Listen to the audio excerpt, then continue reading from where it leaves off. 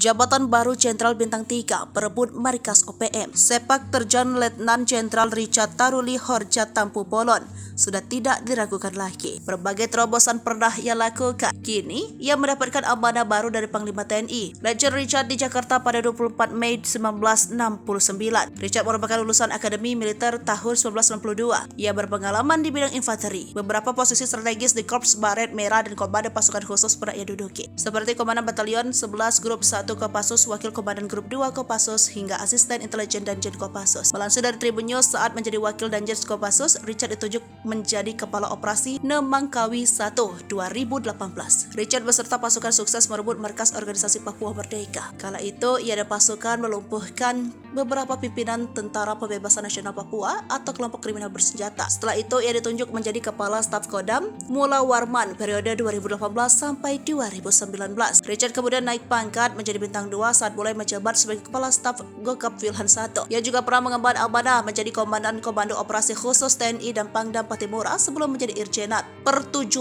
Juli 2023. Berdasarkan surat keputusan Panglima TNI nomor Kep 779 2023, ia ditunjuk menjadi Panglima Komando Gabungan Wilayah Pertahanan 3. Nantinya ia akan membawai wilayah Maluku dan Papua. Letjen Richard Tampu Bolon menggantikan posisi Letjen Agus Sohardi yang akan memasuki usia pensiun. Adapun Richard sebelumnya mengemban amanah sebagai Inspektur Jenderal TNI Angkatan Darat sejak 27 Juni 2022.